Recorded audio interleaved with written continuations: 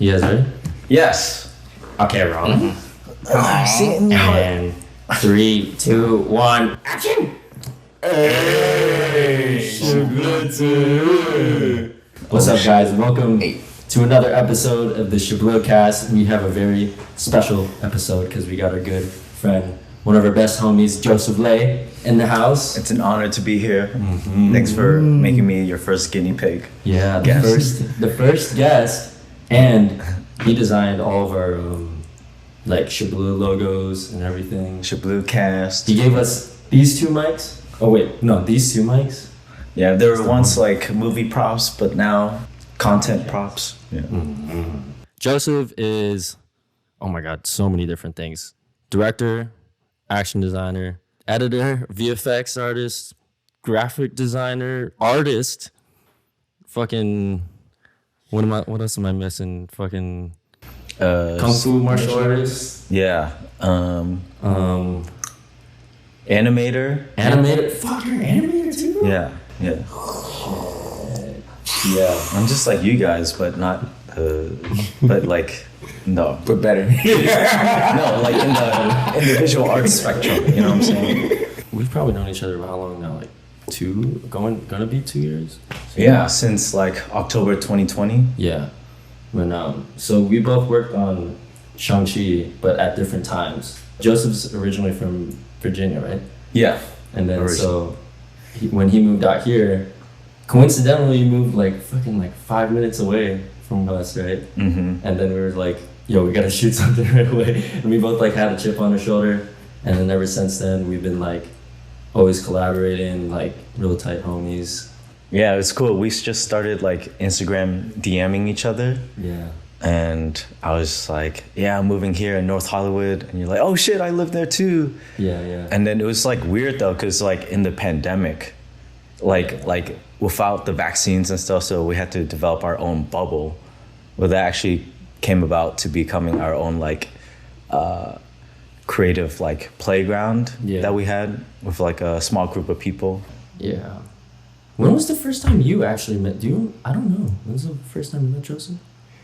It was either Dude Not My Car or what was it? I'm pretty sure it was around that time. Dude Not My Car. Like, we might have done something small before then, but yeah, it's around then. That's the short that we shot, by the way, for context. But dude, that was different times because that's when you were first like getting into stunts too. Mm-hmm. And nowadays, dude, it's like hard for us to like schedule time to do something because this dude's working all the time, man. It's crazy. Like it's only been like 2 years to see how far people come. Mm-hmm. It's like Trunks going Super Saiyan, like learning Super Saiyan, like bam. But it was actually not surprising because like all those years of like your past martial arts and your tricking background and your attitude, of course, and. Yeah. Dude, we never told you this, but like before we like started working with you and stuff, because like when Devante and I were starting off, we were shooting all of our stuff on tripods because we had no camera guy and it was like early 2020, so it was like social distancing. And then we sent you the short, and I wasn't expecting much feedback, but this dude put like a whole like Google Doc. Remember that? Like a whole Google Doc, and we were like taking notes, like, oh my God, this is cool. And then I remember I was in the computer room at my parents' house, and I was just like, might as well, like, I don't know these guys, but I feel like I can see myself in them when I was like first starting out. And already we clicked because there were a lot of like set stories on Shang-Chi from me being there from October to December 2019, and then after that you came about. So when talking to you at first, I just wanted to connect all the dots. Like how is this person doing? Is this person still in this project? Like how's the previs for the bus? Is it still like, does it still have my shots? And damn, man. But yeah, I remember you and I were like, oh shit, dude, Joseph's here. We gotta shoot with Joseph and link up with him because we were like always watching your shit on the TV right here. Really? Yeah. Because that's when we were both like experimenting with a lot of different styles because we were just starting off, and we liked, like, especially Devante fucking loves like anime, you know? and then like I like kind of Hong Kong style pacing, and then you do that exact thing. So like, fuck, let's just watch over shit. Yeah, so, I'm all about emulating and putting my own twist into all the things I love, including those things. So yeah. So I was thinking for this episode, since we have you on, we were gonna kind of do something kind of like what we did for the very first episode, where we asked each other questions that we didn't tell each other like what the questions were ahead of time. So we have some questions for you. Yeah. That we want to ask. Devante, you want to just pick on anything? And this is completely off script. Joseph has no clue, and he hates this because I know Joseph he's a very like he's always prepared about shit. So like, I was like, no, I'm not gonna give you an outline, Joe. Right. Let's do it raw. Yeah, let's go. Okay. We'll start with the first question. How did you get into so many different art forms? Oh man, because I keep changing my mind a lot, and I don't know. Originally, I started off being a visual artist and kind of like drawing in the back of like my classrooms. And like people coming up to me and being like, oh, what are you drawing? Like that was my way of communicating. And then sometimes I have a story to go along with my character. And then that's kind of like I would open up through telling stories. And like every time my cousins and I would have like sleepovers, before we go to bed and stuff, I always felt like the one to tell the story to, and the way I would tell the stories would be like, I would take inside jokes or things that we did during the day and like put it into like, a shark talked to this fish and the shark did this. And then my cousin would be like, how you took the thing when I pulled down his pants. And I would just kind of like bring it all together. And that was like always a habit with me. Was that when you were like, how little? Was that like ever since you were like 5, 6? Or? 7, 8 years old. Yeah. And so, but like I was always a shy kid in school, being the only Asian. So visual arts was a way for me to kind of like express myself. And then somehow that transferred into discovering martial arts in high school. And then... How'd you discover martial arts? Just 2005 YouTube and just E-Bombs World and just Ong Bak came out and then EMC Monkeys and just like, whoa, what is this? Parkour? Holy shit, tricking? Like, I want to be a part of this.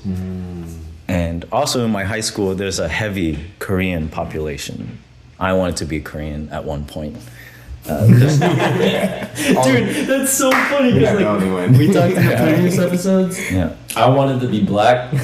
You wanted to be Asian, and now you say you wanted to be Korean. That's trifecta. Oh my god.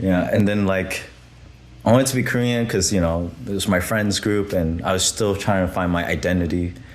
And then like, a lot of my Korean friends were going into breakdancing. And that was really cool because this is like high school, college? Yeah, high school. And I would just like watch these videos of like these braggadocious like Korean B-boys just going at it. I was like, oh shit, like I want to be cool like that. And then like, in elementary school, I went to a school with mostly like Black and Hispanic people. So in a way, I wanted to be like down with the homies or something like that. So it's just like a combination of that. And it's funny enough, like I didn't mean for it to happen like this, but TeamRedPro is comprised of a lot of like Asian and Black people. And then I think that's a very powerful thing. And I think just like the subtext and the overall theme, we all love like movies about giving the power back to the oppressed. Kung Fu movies are about the like people going against, like being able to harness their own power and strength through hard work and commitment. And like that was like hip hop too. So having your own voice, developing your own style, and empowering the community. So Shibloo.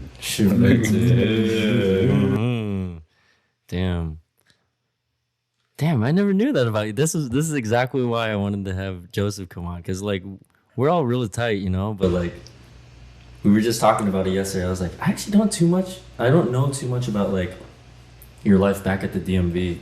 Yeah. You know, because we're all like, all three of us are just like so ambitious. So we're always like, what's next? What's next? Yeah, what's next? yeah. And then like, you know, we actually don't know. We haven't known each other for too long, you know. Yeah. But it feels like we've been homies for a minute. But it's really cool to hear that. Yeah. Well, that's cool that I didn't know you wanted to be black. Yeah, I could see it in Twisted Tiger. Twisted Tiger. Yeah, to play a hood character. Oh my god, dude, that was a great time. Yo, you know what's funny? This is actually kind of tying it back to our last episode. So our last episode, we talked about our favorite books. And then he said Mastery, the Robert Greene one, was one of his favorites. So I literally just started reading it like 2 days ago. He like lent it to me yesterday, and I was reading it today. And there was this story about Leonardo da Vinci. And The Ninja Turtle? I'm just kidding. But it reminded me a lot of you, because it talked about how he's an artist, but for him to understand his main art, he needed to be like learning all different kinds of arts.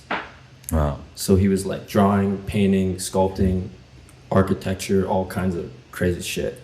Yeah. So I was like, that reminded me a lot about you. But I wonder, because you just said it's just because you get distracted, you said you just get bored or whatever. Yeah. But do you feel like that's why you like doing so many different arts, because it helps you understand each art form more? Or like... Yeah, for me, like, I can't be an artist unless it's like a combination. Like, I can't be just a martial artist. I can't just be doing only dialogue-driven like films. Like, it has to be all of it in order for it to become me. And I think it was like a habit out of like trying to stand out in high school and college. Oh, wow. Because there was one pivotal moment, shout out to my classmates, but there was this event called International Night. And it would be like, it was like senior year, fourth quarter, time to, you know, graduate with a bang, right? So I had friends who were B-boys, you know, breakdancing, and I had friends, martial arts friends too, but mostly Taekwondo. But I felt like I was like the odd one because I was doing Kung Fu and breakdancing. And I tried to get into the performance group of the B-boying crew, Terra Force crew. And I tried to get into, you know, the Taekwondo group, but my kicks were probably shit, you know, they're still shit. And but like, it was so funny because like one of the crews allowed me to perform with them during the audition.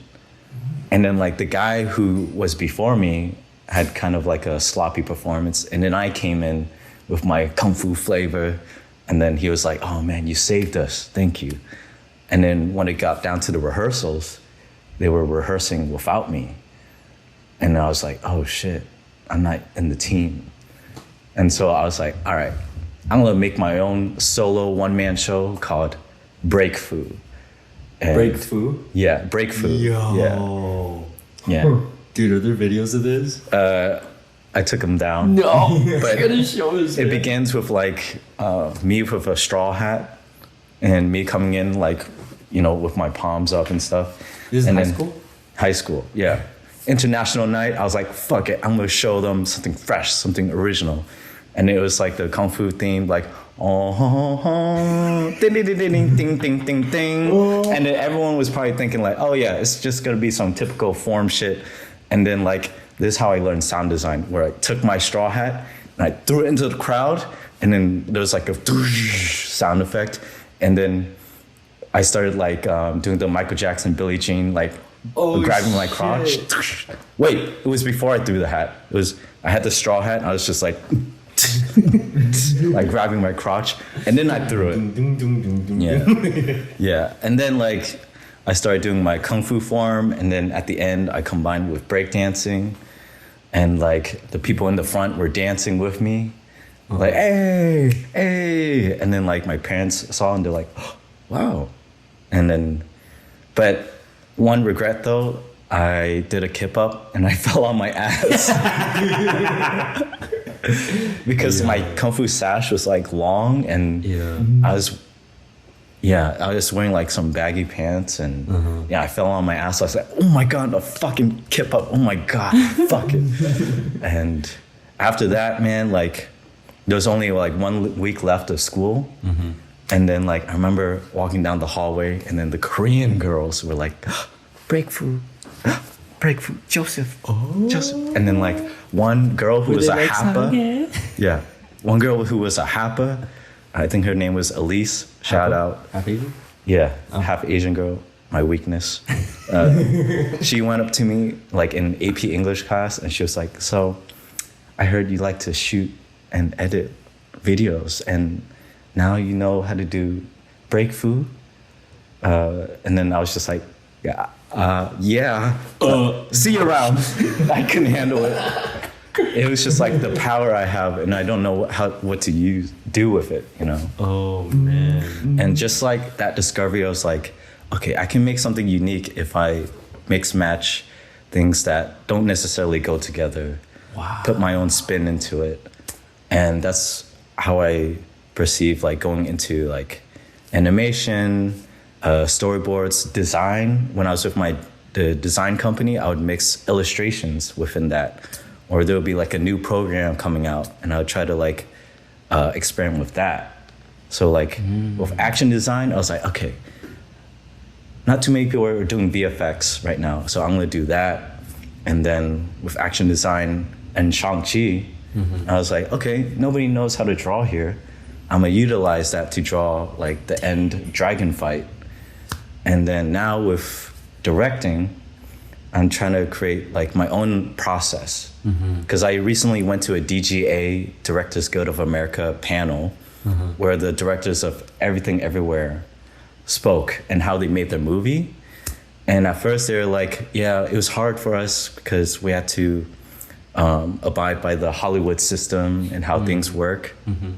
But they developed their own unique process to telling this story that only they could tell. And sometimes it was approaching it from a post-production standpoint, or sometimes it was, they had their own unique approach. And I was like, okay, I shouldn't try to fit in within the Dan Harmon circle of storytelling or Pixar prompt. Maybe I should create my own way and of developing scripts and story ideas. So whether it be like I create my own outline and I go back and forth with another writer like Nick on Discord, and then sometimes we have trouble with dialogue, so we FaceTime you, Brandon, and we go back and forth with ideas. And then, Brandon, you're always like trying to find like different ways of acting and being in the moment. And you're teaching us about like Joseph Perlman stuff. And it's always like evolving. So I'm just a hot mess of a lot of things. Yeah. No, dude, that's holy shit. Like you telling those stories just made me like connect all the dots. I don't know about you too. Like I'm like, I noticed these things about Joseph, but now I'm like, oh, now I know why. Because like the biggest thing, you were literally talking about this in the third episode. Also, by the way, like right now, tomorrow's technically the day we dropped the podcast, so Joseph has not seen the third episode where we talked about him.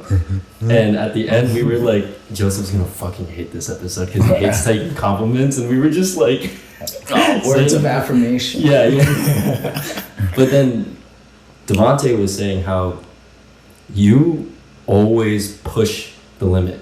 The moment like we'll always think like, oh yeah, this is good, and then Joseph will always say, oh no, but we could do this. We could do this. There's always like something original. Like he never copies some shit. He's always like coming up with stuff. Yeah. But now it makes so much sense because I was like, I thought that was just you naturally that you like gravitated to a bunch of different arts. Because I think you and I, Devante, right? We both like, we tend to like try a bunch of different art forms too. But like we're only good at like a couple, you know. But Joseph's like fucking good at a lot of them, like professionally good at a lot of them. So I was always like, how the fuck? But it makes so much sense of like what you were saying, your upbringing, like that's your tools. Like you were crafting tools, so then like when the opportunity comes, you can make this combination or this combination or this combination or this combination. But most people can only do like, oh, that's just their one thing. Yeah. You know? So I'm like, damn, Joseph was smart motherfucker. And whenever I consume anything, I try to, like when I watch a movie, I watch it once and then I watch it again if I were to direct it, and then I watch it again without sound, and then I watch it again. The whole movie.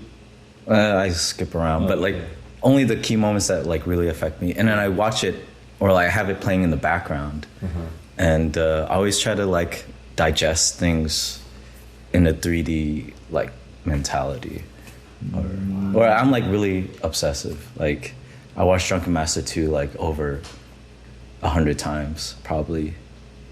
Yeah. And I remember like my brother, he messaged me this after Shang-Chi came out. He was like, all those times imitating Jackie in the bathroom paid off. Because like, I think like whenever I went to the bathroom, I would like in front of the mirror, like try out some stuff. And then even make the noises and reactions like yeah. I would be like so fascinated also, not by Jackie, but like the stuntman reactions and like, oh my God, how did he do that with, you know? Bro, that is so funny because me and Devante catch each other doing that shit. In the bathroom? No, dude, I catch this dude in the mirror all the time, like punching it. Bro, the other day, this like, is weird. What? Our laundry machine. It's like, oh, wait, can you tell I'm gonna laugh too hard? Oh shit! Wait, because you can see both rooms at the same time with him. Like his room's over there, my room's over here, and the laundry machine's like in the middle, right? And like I was just like getting my laundry out of the dryer, and like when I opened it, I was just like, I'm just gonna like weave under it, and then like I guess he saw it. He started busting. No, but then you started punching inside of the fucking like. Laundry machine. That's like an anime movie. I just started looking at him. I started dying. And he looks at me and goes, "Oh fuck! Did you see that?" But especially this bathroom mirror all the time. Like we catch each other, just like just. That's awesome that you both are allow yourselves to be that silly, even in your private moments. Yeah. Yeah. That's hilarious. Devante, you have another question for him? Because I think I just kind of like asked one. Well, I have a lot of questions. But, yes, sir. I don't want to mix things though. But I mean, since you're here, I'm gonna go ahead and ask you because it's fresh on my mind. Yeah. Do you have a favorite anime? Oh, favorite anime? Pokemon. Oh, I thought you were gonna say Dragon Ball Z.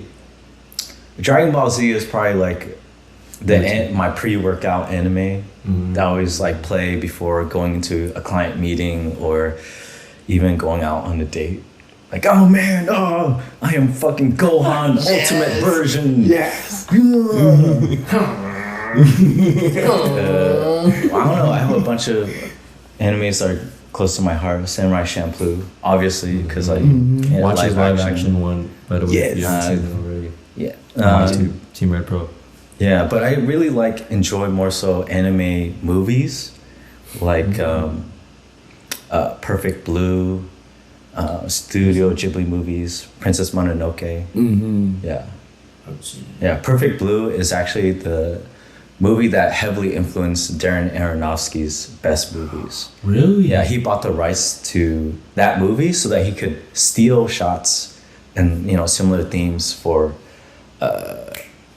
Black Swan. I think Requiem for a Dream. That's why you like Black Swan so much. Yeah. Wow. But yeah, Perfect Blue. I did not know this. Yeah.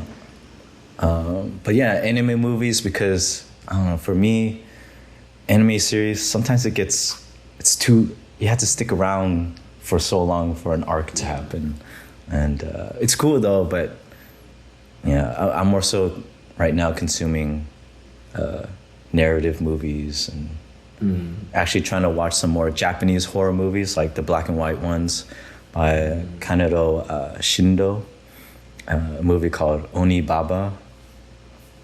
It's about like two women who live out in the farm, and then they samurai men like come across them throughout their travels, and then they kill the samurai and like sell their armor to get money. And then like eventually shit goes wrong, and yeah. But yeah, Japanese media culture, I'm fascinated. Yeah. Oh, dude, you were just saying this yesterday too, or like a couple of days ago. Joe always, I swear, you watch everything. Like, he's always sending us videos of like, have you seen this? Have you seen this? And it's like all different genres. And it's like, where do you find this shit, bro? Like, this dude's always. I still haven't seen The Godfather though, so there's a lot of important stuff I'm missing out on. Okay, I guess you said a couple, but I feel like you could probably go deeper into this. Who are your biggest influences and why? You can say ones like growing up, currently, all of them. Like, yeah.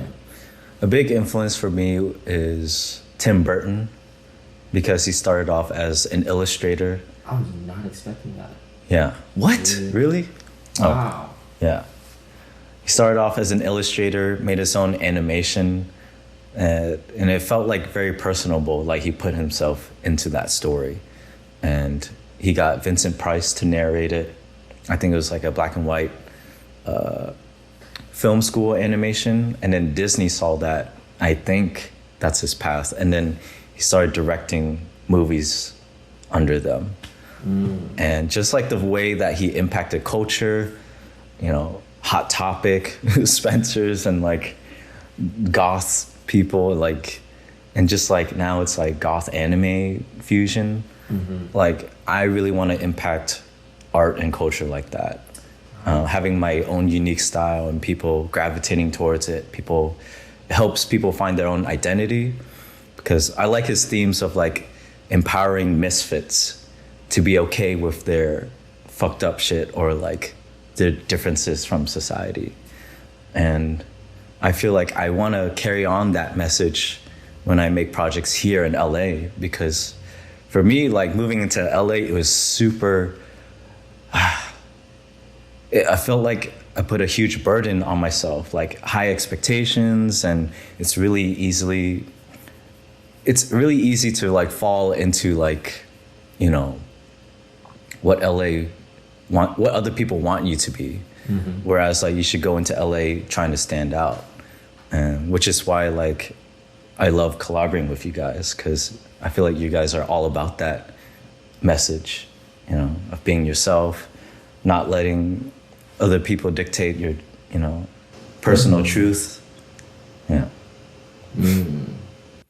Is Tim Burton, has he always been an influence for you, like growing up, or is this more of like a recent influence? Yeah, growing up, I never really said it out loud. Wow. I think people are mostly used to like me saying like Jackie Chan, Edgar Wright, stuff like that. But Tim Burton's number one for you?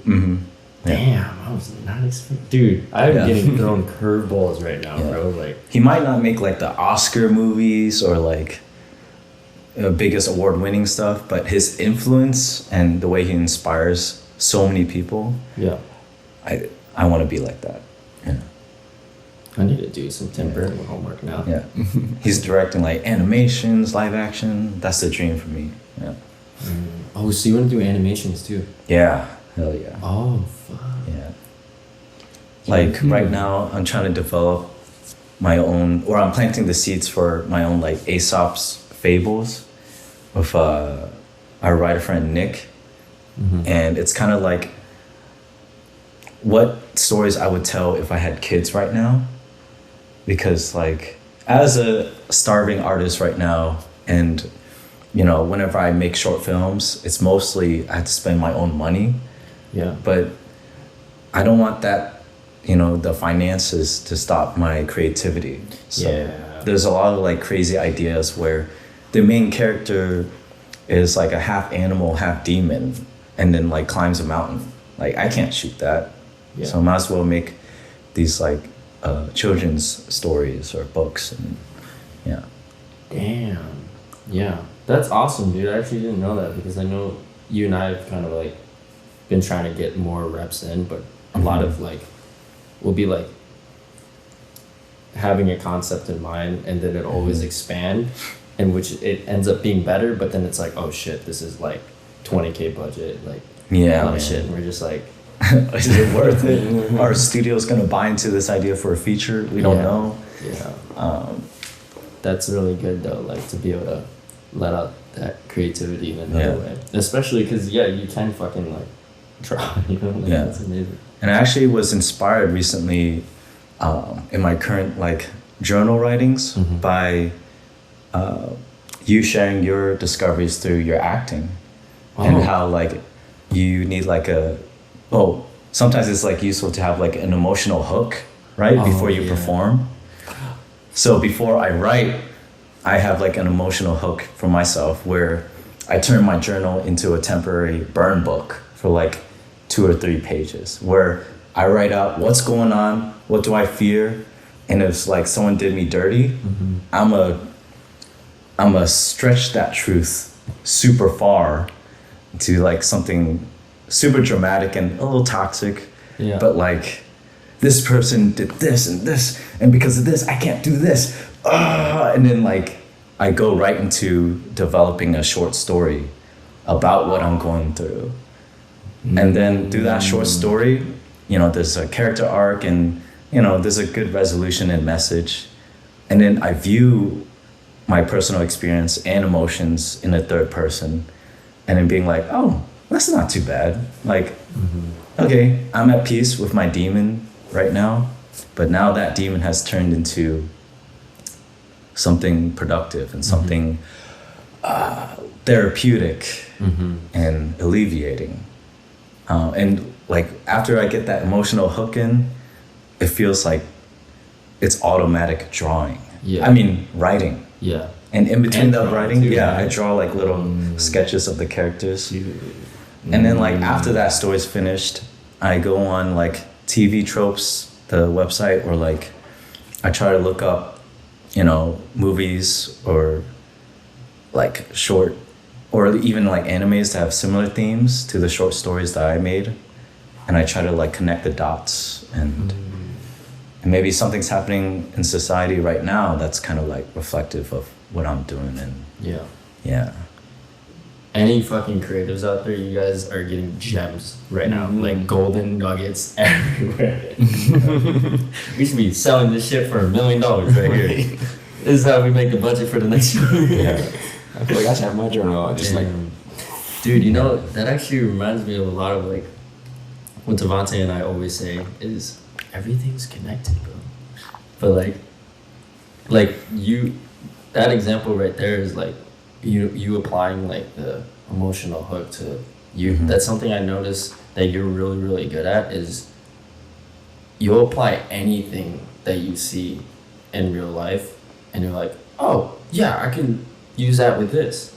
Like sometimes we'll just be talking and I'll just say some shit that I thought made no sense whatsoever, and then Joseph will be like, oh, and right now I'm like, what the fuck, what, I didn't say anything that was smart. But he'll just like he'll do that all the time. And like we're always doing that too, with like, you know, pulling out the notes app and like taking that. I feel like it comes down to that mindset of like keeping your mind open to the world all the time and always willing to learn. And that's why I love doing like indie action comedy, because like in between takes, like we're always goofing off, or you're doing like, you're playing around with a sword, or you're going around your own car and like, oh, what if I hit him in the nuts with opening a door here? What if I fucking, oh shit, roll down that window? What if I sidekick through that? I was like, oh shit, do that again. Oh shit, do that again. And then it's just like iterative and dynamic and half improv, half planned. So it's all connected. Spontaneous as fuck. But I'm still trying to figure out this writing thing. Like beforehand, I was trying to start like a script and then like start it with like a story structure. But for me, I just need to enjoy writing, period, you know, and to make good stories. Mm-hmm. I just had a follow-up question to that. Mm-hmm.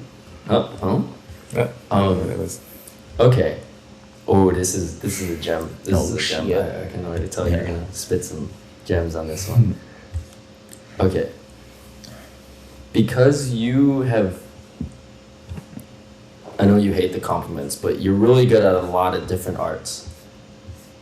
Have you kind of developed a certain structure to being able to pick up different art forms, or are you just kind of relating what you learned from a different one? Like, what is your process like? Okay, with writing, for example, I know you're like starting to get into writing right now.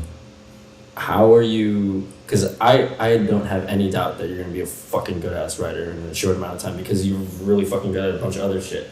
So it's like, you know how to get good at a craft now, especially if it's creative. So it's like, what's kind of like your process from when you're starting as a beginner to like, you know, getting better and better and better? I guess with like, well, writing is still like the tallest mountain I think I've ever like embarked on. But like with visual arts, I think I would just like start right away, and I wouldn't even know what this button does or that. Like I would just plot something into the program and figure it out. And for me, like when I was trying to learn animation, 2D animation, 3D animation, I would never finish a tutorial. I would just like keep it moving.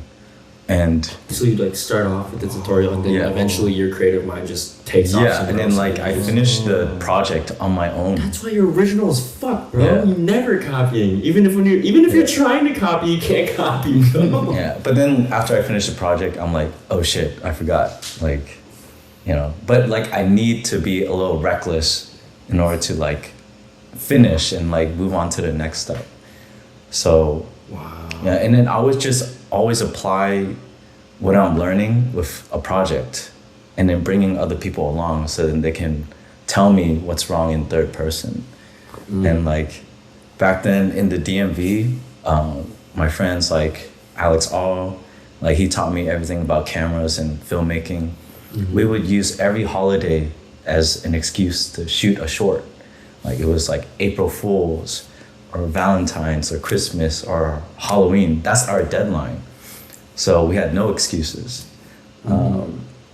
So like it's like every other film we would do action and get like better and better at it as our like main staple. But in between the action films, like I would make like a horror film or like a romantic film or a documentary even, or documentary following another artist, and I learned from them. So I'd like to like shake it up and keep it fresh. It's kind of like how John Mayer makes his albums. Like he would make a banger for mainstream for the general audience, and then after that song he would make something very personal to him, so that he's like discovering himself while like, you know, appealing to the masses. So I always like that, like doing live action anime and then doing something art house. And I feel like that's the only way I can function. If I'm doing one thing only, I become a robot. Like, But sometimes I do need to, I don't know, stick with one thing. Sometimes it backfires. You know, this makes a lot of sense. Like, I feel like we do this in a way where, like, lately Devante and I have been talking a lot of, like, sometimes when we're learning something new, especially when we were first learning, like, fight choreo and a bunch of this stuff, and shit's, like, hard to learn. Fuck. We needed tricking as an outlet to, like, be confident, be like, okay, I'm good at other things, you know? And like, I feel like what we were learning from action actually carried over to our tricking too. So like, would you say, it seemed like from what you just said, you're kind of like, you're learning the foundation of the new art, but then on the side, you're like, oh, this this is how I can apply this to something I'm already good at. And then you go do that thing that you're good at to bring your confidence back up, then you go back to this. Yeah. Is that kind of like what your process is like? Damn. Yeah. Like being uncomfortable, then kind of like pushing yourself to the next level, and then starting white belt mentality again. Yeah. But I'm not sure if this is the way, but I like it. Yeah. I mean, everyone's different. Everyone has a different process, but that makes a lot of sense because, you know, when you're learning and those learning curves get fucking hard, it's like you need to get your confidence back up sometimes. So then relating it to something you're already good at, then you're like, oh yeah, and then you can go back into it, you know? Yeah, but for sure, like if I'm studying something, I would study the art that came before that art and what the root of everything is before I bastardize it. I don't know. Yeah. So when you're studying, you're just like you're just Googling everything and just going like... Yeah, and then... YouTube and Google a lot? Yeah, watching the movie and then finding someone else who resonates with it. And just like every movie has like a stem, like there's a documentary that has like similar stuff. And just finding all the different connections and diving into it. Yeah. Wow. Yeah. But like I definitely need to do more film studies with like psychological thrillers and horrors, because that's what I really want to get into now. Because with like action design, a lot of times like we're saying like, oh yeah, like the Who Am I shot or the Brad Allen combo, and then what if we mix it with like this Armor of God thing, and then or like this new UFC, like you seen that UFC clip? Yeah. Like I want to be like that fluid when talking about these other genres. Oh, so you like know the references of everything because you're educated in that. Yeah. Yeah. It's like a drama director coming in to like a group of action guys and being like, yo, my favorite movie of Jackie Chan, Forbidden Kingdom. Yeah. And then, you know. And you're just like, oh my God, have you even watched Jackie Chan, bro? Yeah. Do you even know Police Story? Yeah. And like, you know, all those like old gems. I want to be, like that with other things. Yeah.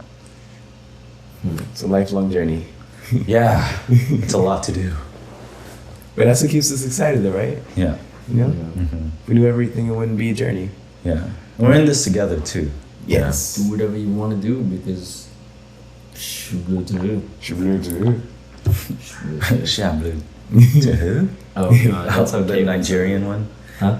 Oh. Shibloo. Oh yeah. That's how Caitlin says it. Has she said that? Oh God, I haven't heard her say it yet. Oh my gosh, it's cringy. I'm gonna ask now. It's cringy. I'm gonna ask tomorrow. Yeah. Just say it to her. Yeah. Shout out Caitlin. Oh yeah. So I got a question. Fuck yeah. Yes.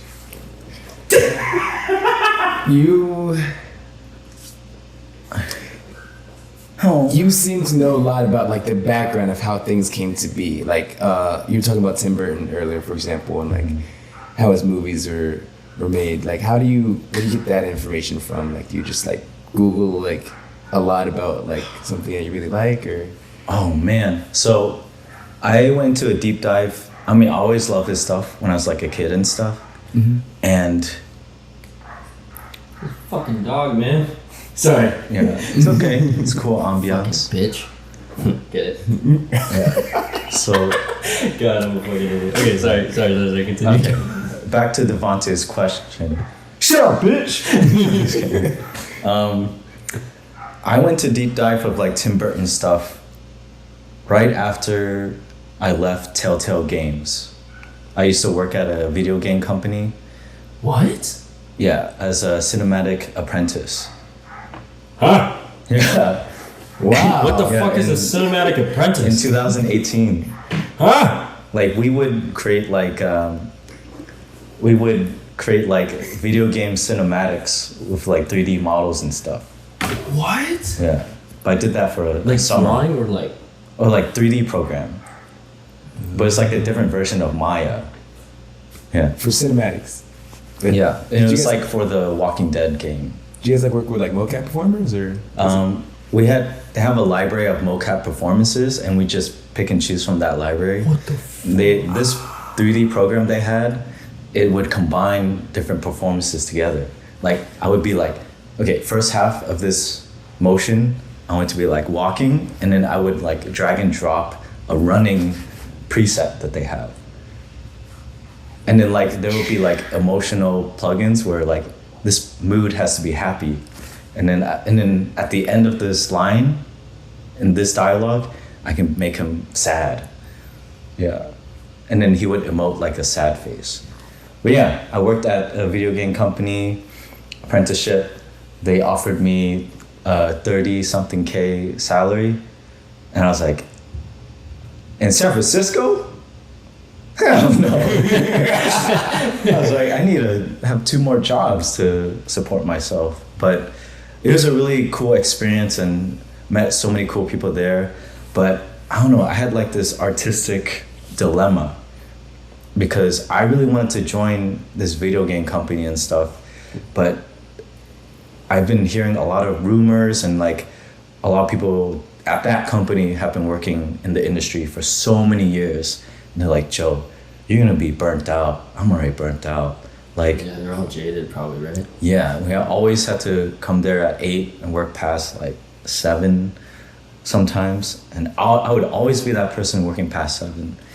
And then they're like, what do you want to do?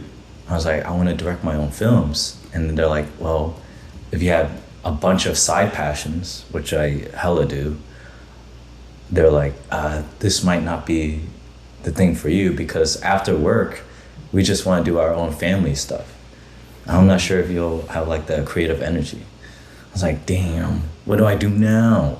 Do I go back to the DMV doing like design work, or like stay here in San Francisco and grind out this video game industry? But I want to have my own voice. So I went to Barnes and Noble, and then I was just like randomly picking out books, and I found like the Tim Burton biography book, and I read about his journey. I was like, whoa, that's like me as an illustrator. Ooh, that's how I want to be as a director. So at that point, you didn't know he was a former illustrator, you're just a fan of his work? Yeah. Oh, and then you were like, whoa, what the fuck? Like, you see a lot of parallels. Yeah. Shit, god damn, I keep hitting my mic. Sorry, guys. It's okay. And that's why I love going to like bookstores and libraries, because you're just roaming around and like you're choosing books that are not programmed to be in front of you based on an algorithm. Like, you're choosing books that have like a really different perspective. So when you dive into it, you know, it's less, you're less like a consuming robot. I don't know, because like when I try to find inspiration on Instagram or the internet, Google knows me, Instagram knows me, Facebook knows me, so they're just putting me in this tunnel, echo chamber. So how can I like have that light bulb moment? Bro, you just fucked my brain sideways, dude. What? So just going to a library and having that physical experience. Bro, we need to go to a library. Dude, there's one right across the street. There is? There is, yeah. What the fuck? Yeah. Since when? It's always been. You been there? Yeah. You been there? No. Man, what? The fuck? But like, who goes to the library, like, you know, nowadays? Dude, they have the best AC. Yeah, they do. And some of the librarians, Shabut. I'm going to the library, y'all. You know what's funny is like Shiblutu, the word kind of like, because we kind of came up with it here in LA, right? But then when Joe and I and the others went to Budapest, it kind of escalated to like Shiblu was a code word if there was an attractive person. Yes. It's like, hey, Shiblu, 6 o'clock. They would say that all the time, like, Shiblu! That was a Shiblu. And then they'll be like, what are you guys talking about? Oh, Shabut to who? Shabut to who? Yeah. Good. Yeah. Dude, stuff, bro. This. Yeah, man.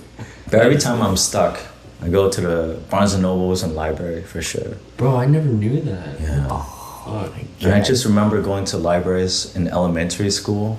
Yeah. And being so curious and smelling the paper. And then like, I didn't like to read that much, but I like the picture books. But like same. Yeah. Same. Yeah. So, but the library like was always a fun event, like getting out of the classroom, you know. Yeah. Bro, I fucking loved the library, even though I hated reading at the time. Yeah. It's a cool learning space for sure. Yeah. Something that you said earlier made me think of this. Like, you've been, I guess you would say you're like new to this industry, right? Professionally you are, but like, man, you've been doing shit like low key in the DMV since like forever, right? Like you've been making your own little movies, like just been doing all kinds of art for a really long time. And I think all three of us could say it's very common when like we run into the people in the film industry or just artists in general that have been in the game for a long time, and just like what you were saying at your work, they get hella jaded and like they don't have that passion anymore within it. What do you do to make sure that doesn't happen to you? Do you hop into a different art? Do you like is it what you were saying before, like you just spice it up, or like what do you? Yeah, I don't know, I'm still trying to figure that out, because every week there's always like spikes of being in the funk for me.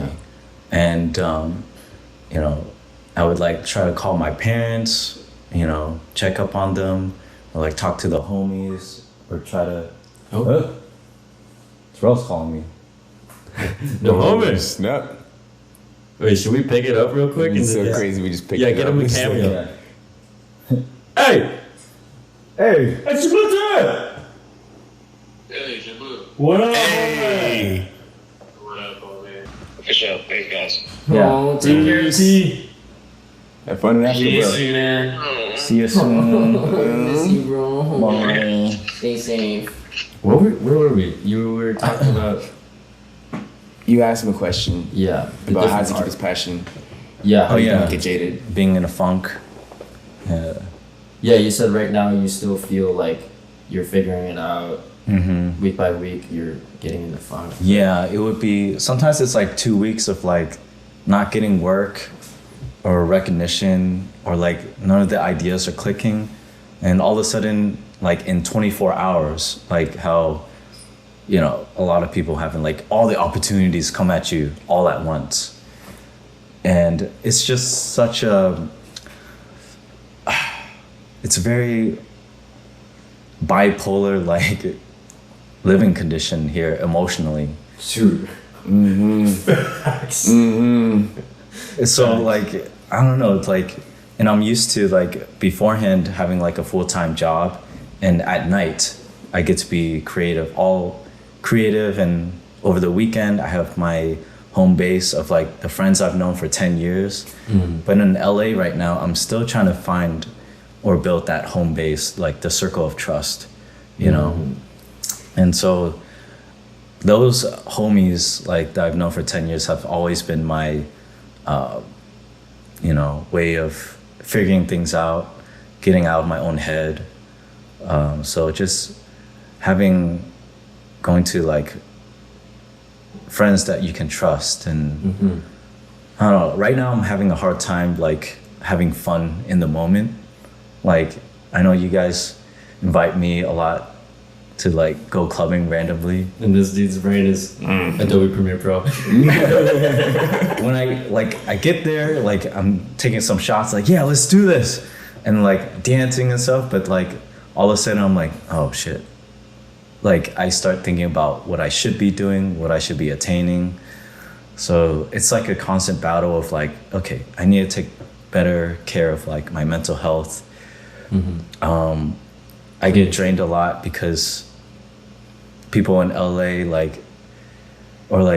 there's a lot of projects going on, and I used to be like saying yes to everything, and then after I say yes to everything, I become drained and I regret things.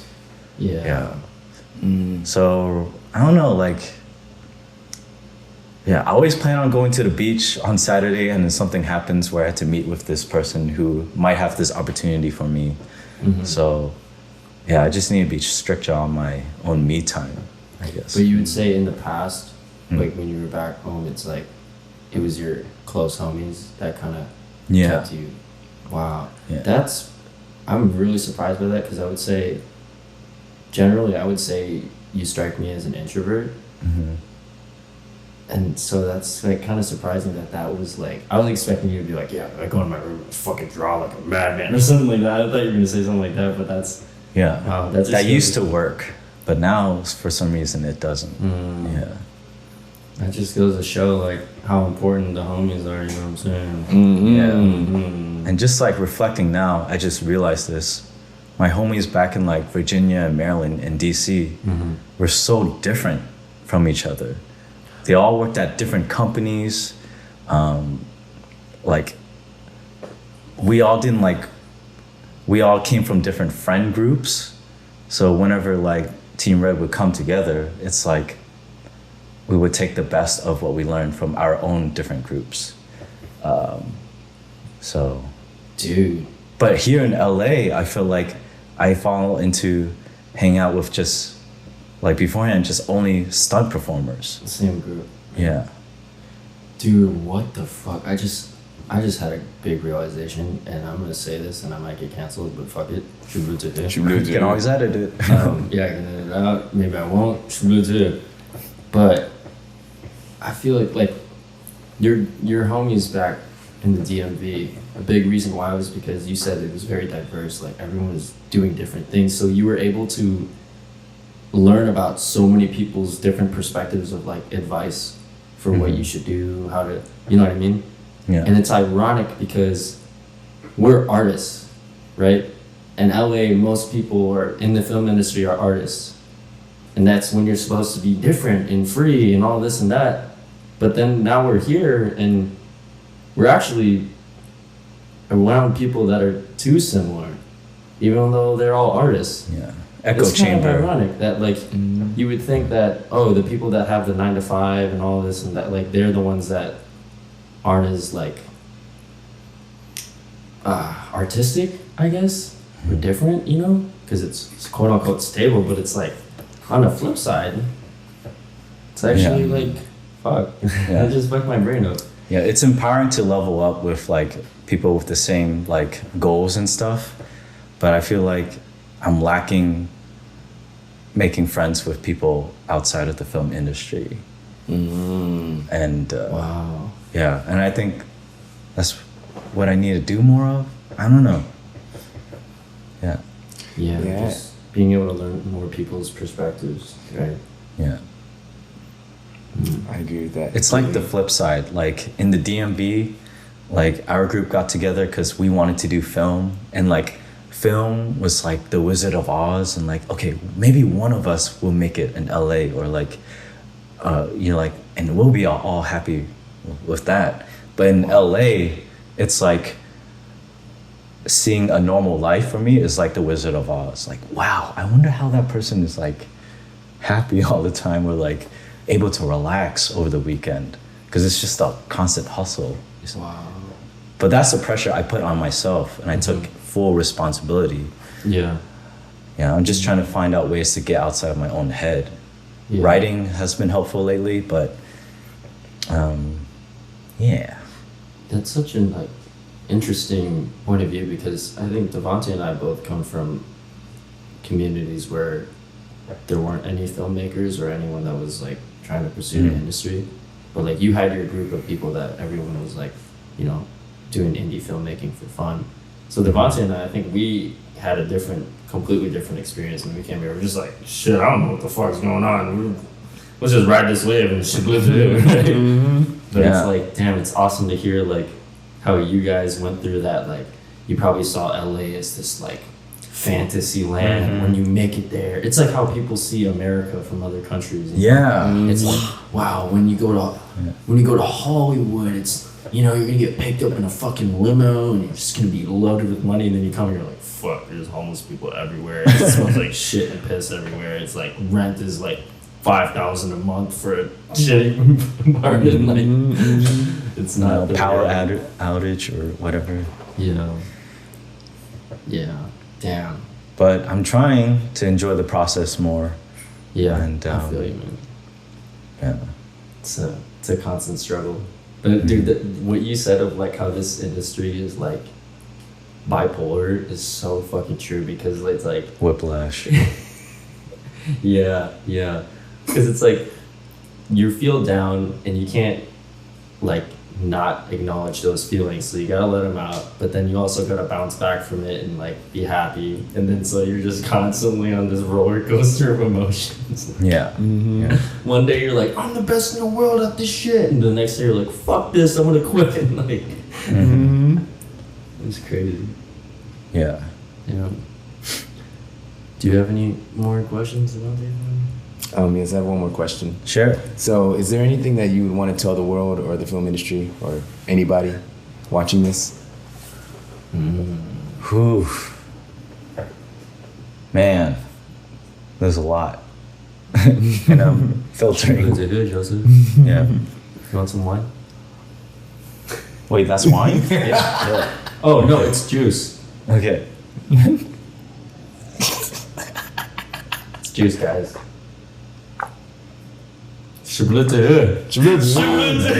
Oh, that was good. Yeah. If I have something important to say to everyone out there, right? Yes. Film industry, you said? Just something that you want to tell the world. Wow. Holy shit.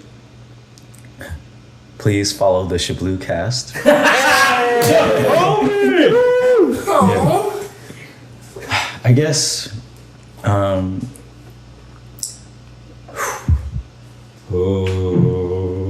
I think hey, Joe, I already just got canceled, so yeah, that's okay.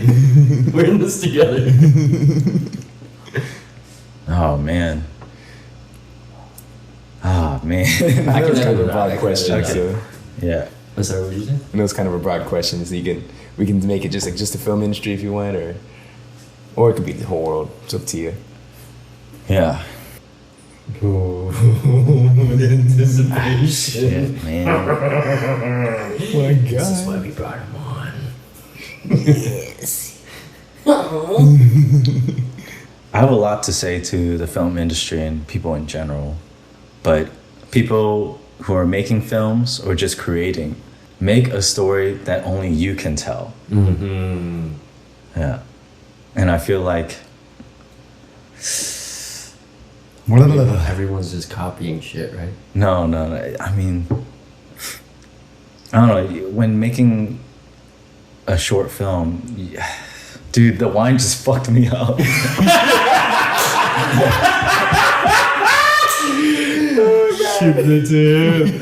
Oh my God, this is amazing, bro. It's good. This is my second glass. I don't know. Make a story that only you can tell through your own personal experiences. It requires a lot of daily reflection, awareness, and also giving back so that you can, fucking shit. Oh, dude. Don't overthink it, bro. No. Let it all out. Let it. Yes. I don't know, like when I'm trying to like make a movie or something, I'm trying to make something that I would feverishly go to the movie and invite everyone to go see. Like first in line, make something that I would want to watch 50 times in a row. Well, maybe not that much, but 5 times in a row.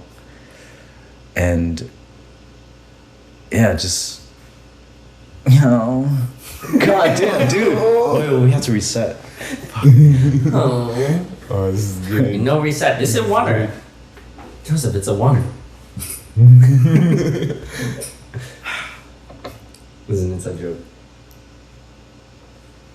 No. Make him feel curious. Huh? Make him feel guilty. This is how Joseph directs me on when he's on camera. Sometimes he'll be like, make her feel sad.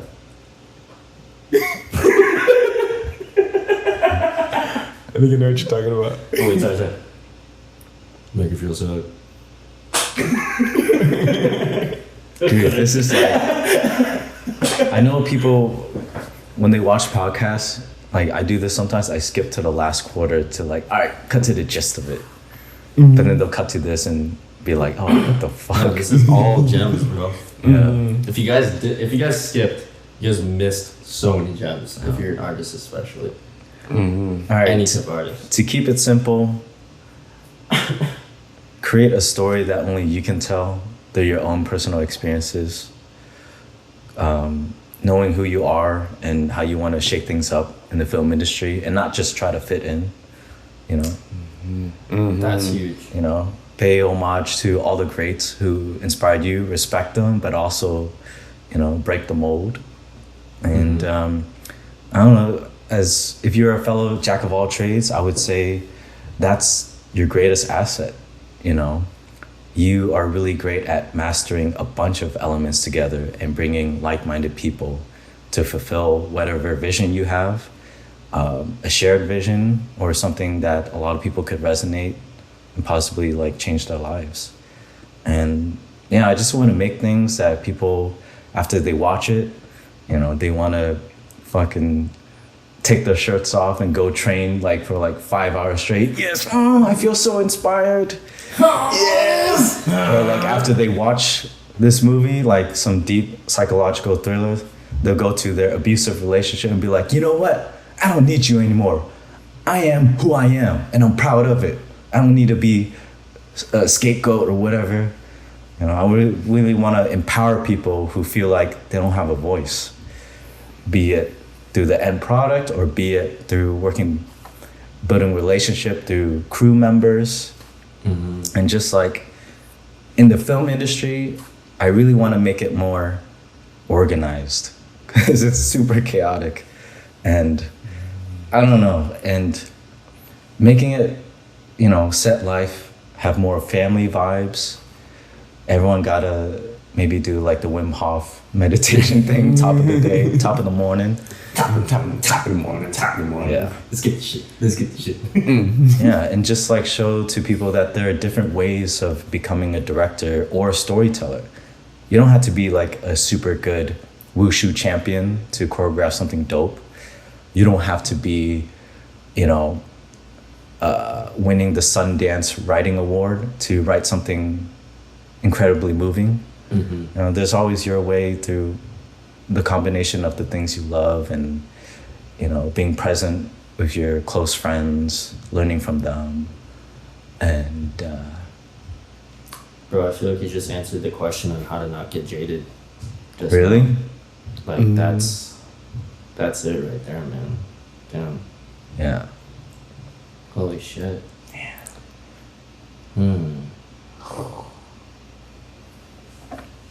Yeah. Thank you guys. And also, how to not get jaded. Watch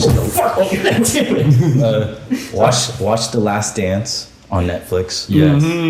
Watch the Kanye Yeezus. Yeah. Genius. Genius. Documentary. You know, Dragon Ball Super Broly, the movie. Yeah, dude. Yeah. Yes. Bro, it's so interesting that you said that you want like the industry to be more organized. Like, but how? well, Large no, groups it's just of people. interesting to me because most artists are like just fucking messy everywhere, right? But now that I think about it, and I'm like, I feel like Joe's kind of like that too, you know, because he's doing so many different fucking things all the time. But then I'm like, that's why you're so organized, because that's the only way you can actually function and do things right is if you're organized, because you are just doing so many different fucking things. And a lot of artists leave their full-time jobs like, fuck it, I don't need that shit anymore. All that shit was useless. But no, like I worked with web design agencies, you know, advertising agencies, and like every month or quarter, they would always try to optimize their workflow and try to combine like logistics with creativity. And I've always like sat in those meetings and was like, one day when I have like my own say or this power, like I want to be like this. And yeah, so like they would work with different tech startups and they would have like their own programs like Slack or Basecamp to record hours and efficiency. And I feel like the film industry needs to catch up with the tech world and how they optimize. Yeah. Do we have time for one last question? Yeah. You guys down? Dating? I'm just kidding. That's a different episode. You want a dating question, Joe? Shout out to Nita in Budapest. Oh, yes. Man.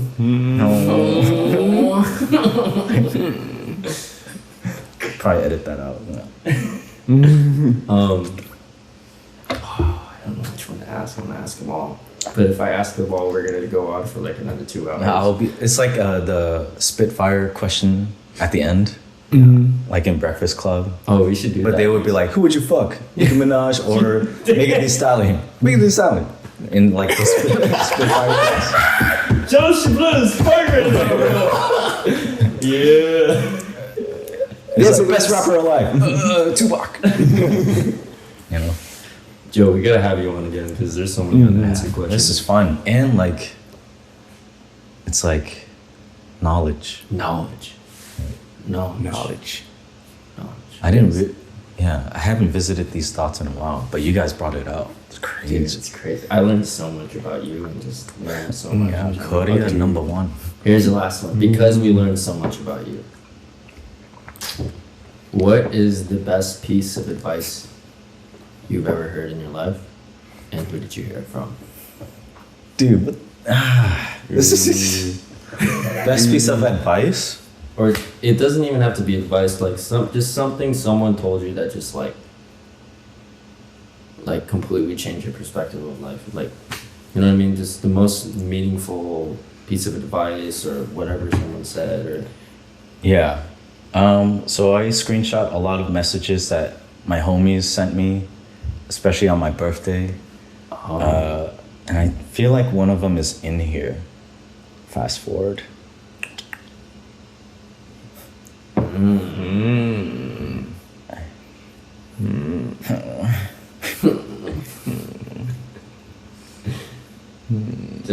Joseph already knows the way of the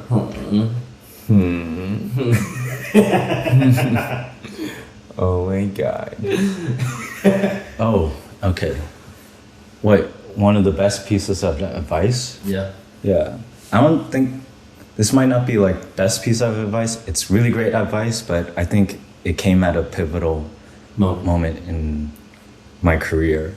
And this is during Shang-Chi. I think I know. Yeah. And I don't know, like I was being pulled in so many different directions.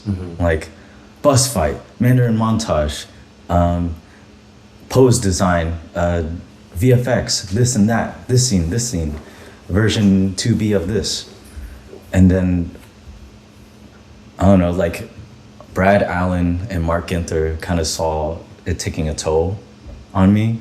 Like I was a bit like less joyous. And so like Brad messaged me and then he said like, we are figuring out team dynamics at the moment. Don't want you to feel bullied by anyone. You can always approach me directly, always. I respect you as an intelligent filmmaker. And not just like an action designer, an intelligent filmmaker. Like that meant a whole lot to me. Yeah. And because people like to pigeonhole you is one thing, but Brad really acknowledged like... Yeah, and like first movie gig, and I had such imposter syndrome. I was like working with the greatest, like Andy Chang, Pong, and Chris Cowan, Vidan, like Young Lee. Everybody was so good.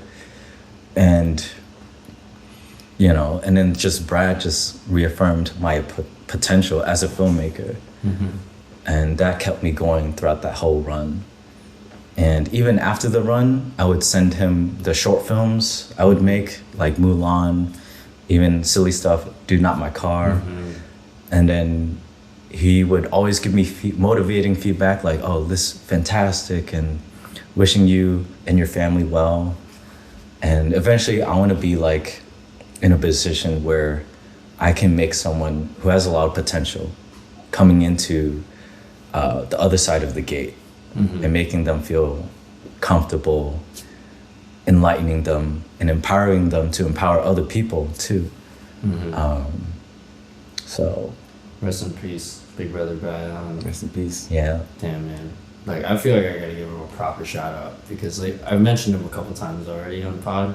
But Brad Allen, if you guys don't know, he was like the only Caucasian member of the Jackie Chan stunt team, right? Mm-hmm.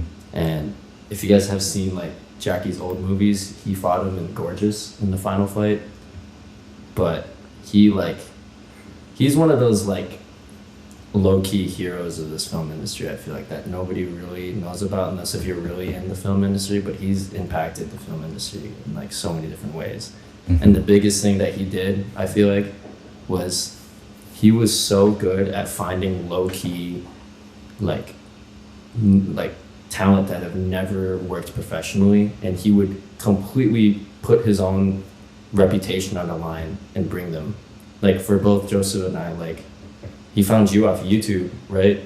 After Martial Club's referral, referral, and checked out my YouTube stuff. Yeah, and then he found Martial Club from YouTube and Chris Cohen from YouTube. I think he saw me on Instagram or something. Yeah, and like, I mean, you already did stuff too, but like we'd never worked professionally before that. Like Wizard of Oz, like I wouldn't have imagined. And a fucking Marvel movie, you know, like this isn't like some small low budget thing. Like he's putting his name on the line to like put these people in, and like that's so selfless and just like, yeah, it's proper shout out. Taken too soon, man. Yeah, but sure. But that was one advice. And also when I turned 30 during Shang-Chi, like everyone surprised me with a birthday cake, and then I looked around, like Simu was there, like Karen was there, everyone was there. I was like, but where's Brad? Oh, he doesn't really, he's probably too busy. And then like when I was like sitting by myself, like all of a sudden I heard a scooter come by.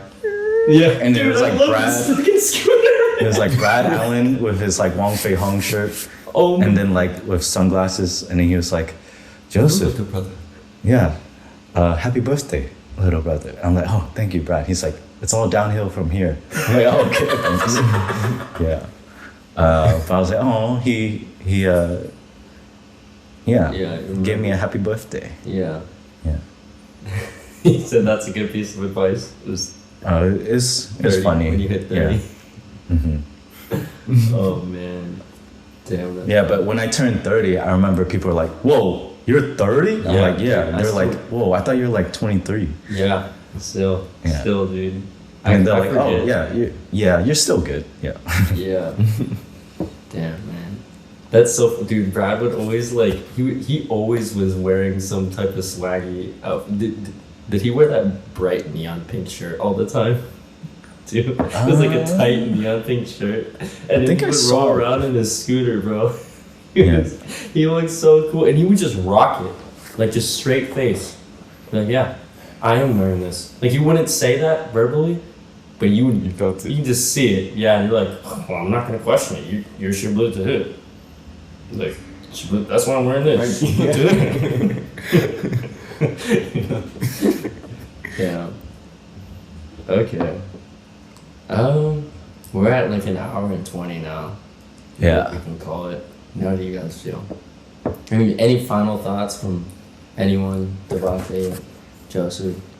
Yeah, it's my question I really wanted to know. So thank you for that. Okay. Thank you, Joseph, for coming on, always being the homie.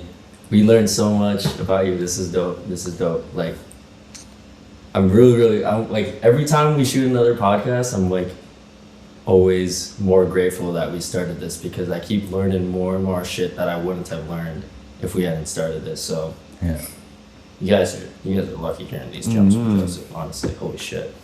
But Joseph, thanks for coming on, homie. Thanks. Always designing. He's always, dude. He's always designing like our Shibloo stuff right away. Like immediately, I'll text him like, "Hey Joe, I don't know how to do this," and be like, and just send it to me immediately. Of course, man. It's the least I can do. You guys are doing this from the good of your own hearts, you know. Thanks, man. Gave us these mics. You know. Tell them where they can find you. We'll put it all in the description, but where can they find you? You can follow my film collective, TeamRedPro. Represent. Yes, sir. Search me up, Joseph Lay _art for Instagram. And yeah, that's how you'll find me. And you guys know where to find Devante and I. OnlyFans. No, Bring it back to the How'd you know? How'd you know about that inside joke? What do you mean? Oh my god. No, he just... Bro, he's weird. He's just... Dude, the third episode, he just kept bringing up that we should start a Shibloo OnlyFans over and over again. And there, I mean, you two can start. This might even be too Shibloo for me now. God damn. Shibloo too. Okay. Well, I'll close it out with the outro here. I'm not even gonna tell you what it is, Joseph. But I feel like you're gonna know how to jump in on it just because you're the homie. Be sure, if you guys enjoyed it, please like, comment, share, subscribe, or you don't have to if you don't want to, because you're Shibloo to do whatever you want to do. You have to. Okay, Devante, just try. You guys have to. So you must. It's a must. Okay, but remember, guys, everything's connected because you're Shibloo too. Hey, you got it! You got it! We say it all the time on set. Hey! Look at the We call it a cut.